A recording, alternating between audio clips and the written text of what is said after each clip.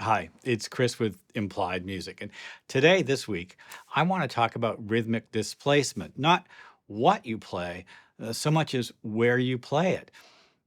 Taking a melody or simple rhythmic phrase and shifting it from the expected location in the measure to a new place is exciting. It hooks the listener's attention because it's different. It's not what we anticipated. The anticipation fulfillment sort of dyad is a really powerful tool for composers and songwriters. And so rhythmic displacement is a really great trick. Well, I've got 6 examples of how I use it, so let's dive in.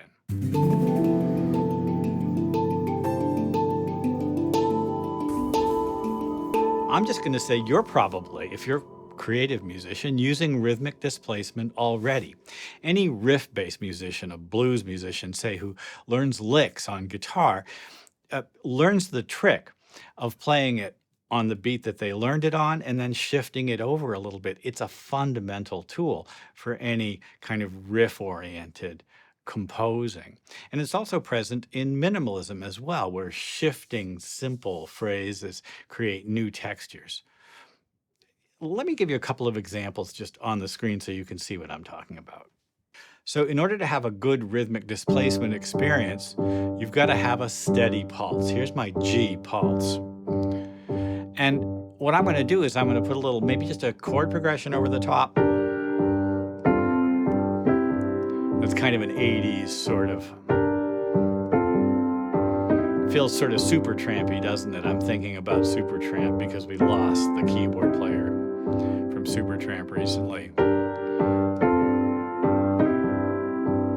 So I did the same thing 4 times, and now you know where that chord progression belongs in the phrase, don't you? You think you do.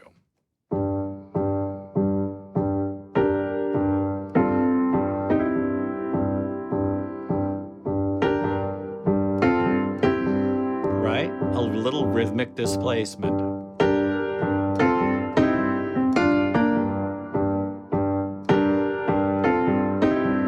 So at first I'm 1, 2, 3, 4, and 1, 2, 3, 4. Now, what if I put it on 4? 1, 2, 3, 4, 1, 2, 3, 4, right? So this kind of thing can really give you a little boost. Now, play around with it and find what's right for you. Listen, I just got these examples and I think we ought to look at them because I think you understand the concept probably already. The expression rhythmic displacement almost explains itself. My first example is just an example of taking a simple melodic motif and moving it from where it first appears in the measure to a different location. So here's my pulse, and here's my melody. Once that's established, just moving it to a different place can be really exciting and interesting. Melodic tones mean something different when they land in different parts of the chord, don't they?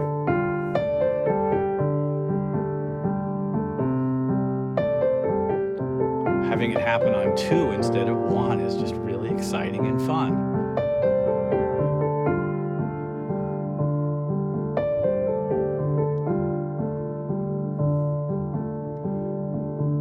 I love that left-hand pattern too, sort of, I'll admit it, stolen from Chick Corea. Let's go on to my second example, which is kind of a New Orleans blues. Some really signature rhythms working together can create a lot of excitement when you use rhythmic displacement. So in this case, we've got the New Orleans backline rhythm as the bass. 1, 2, 3, 1, 2, 3, 1, 2, 1, 2, 3, 1, 2, 3, 1, 2. And you know, like in jazz, there's always a sense of the clave there, and the clave might be the 3-2 clave or the 2-3. I'd probably play a 2-3 clave here. So it's 1, 2, 3, 4, 1, 2, and 3, 4. Something simple like that, just the rhythms themselves displaced, could be interesting, but you add chords to that, and things get much more interesting. So this is really the right-hand part in the piano is kind of a variation of the clave and just dropping it in different places. Now, we'll do what a guitarist does and play riffs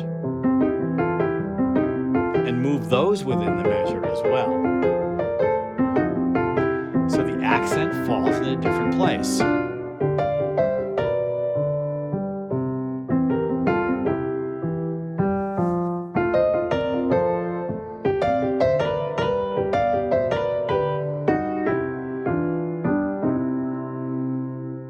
Having just the accent in a riff fall in a different place can be just a really exciting trick. So, that famous New Orleans riff that goes can be placed in a number of places within the bar as an example. So you go 1, 2, 3, 4, 1, 2, and 3, 4. And the obvious places is on the and of 1. Like, so that note there is on the downbeat of the following measure, but it doesn't have to be there, right? I could start 1 and 2 and 3 and 4 and, couldn't I? I could place that phrase in a number of locations to create offbeat accents, syncopations. Let's go on. I've got a lyrical example too, and lyrical examples are lyrical displacements can be gorgeous. We see them all the time in romantic music. So here's my lyrical piece. It's a little arpeggio in the left hand. And there's my melody. And I'm going to displace that melody.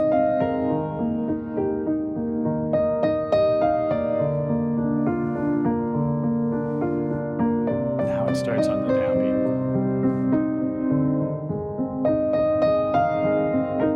And so the accent falls in a different place.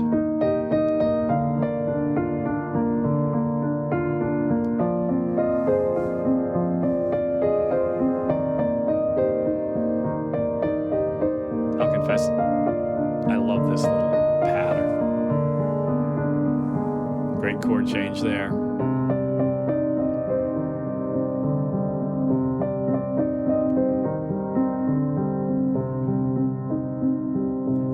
You've probably noticed already there's a very sort of limited set of resources that I'm calling on to make this work. One motif moved around within the measure creates a sense that there's many more possibilities than we'd expected. And the ear is drawn to the familiar melody in the new location. Let's go on to a jazz piece. Well, jazz uses rhythmic displacement all the time. And again, it's something that most creative musicians and improvising musicians draw on. So I have a little sort of 2-5 pattern here, and you can hear kind of a little bebop phrase that's just going to get moved around.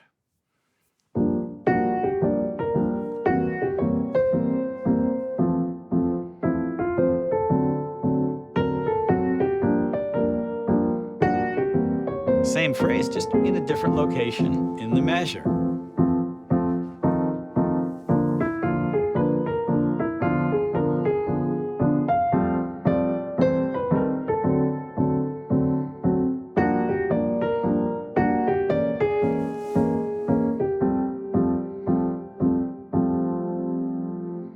It's using the same idea, that idea that the phrase itself has integrity, like a Lego block that you can pick up out of the measure and just move over and drop it down.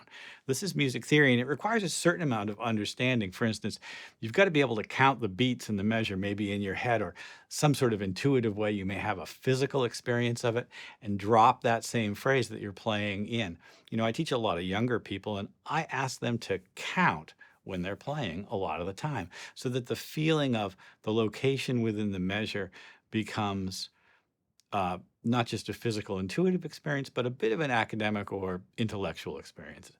Most good creative musicians marry intuition and planning. They have a combination of the sort of creative impulse and a certain amount of, I'll just say, academic or intellectual refinement. And that's what music theory should be. It's not a set of rules, it's a vocabulary. It's a way of imagining what is possible and maybe what I haven't achieved yet in my work, by imagining what could be in the future.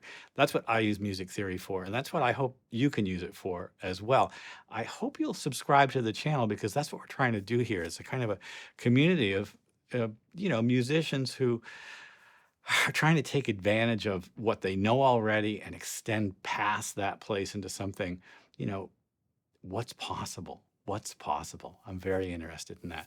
So subscribe to the channel. And like I said, this is music theory for everyone. So hop on board. I got 2 more examples. Let's go forward. Well, this is a kind of a minimalist concept, a little phrase that repeats. And I'm going to do a 4-note phrase in the right hand and occasionally make it a 5-note phrase, so that now that 4-note phrase starts in a different place. So the accent in the 4-note phrase is just a little bit different. This is a little on the tedious side, but it's just a really clear visual demonstration of how just nudging that phrase over by adding a note can give you a constantly evolving, rotating experience.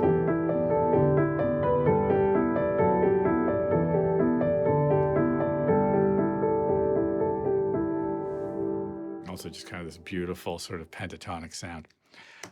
Listen, let's go on. My last example is a chordal example. So you've got a strong rhythmic, or what I sometimes call an isorhythmic phrase. Bum, bum, bum, bum. Change the chords during that phrase, and then shift how in this case, the 2 hands, left and right hands, deal with that isorhythm. So A minor. And now I'm going to just shift, and I get a more interesting spread out texture. And then shift it again by another beat. The rhythm itself hasn't changed. In fact, visually, you can see what it looks like, right?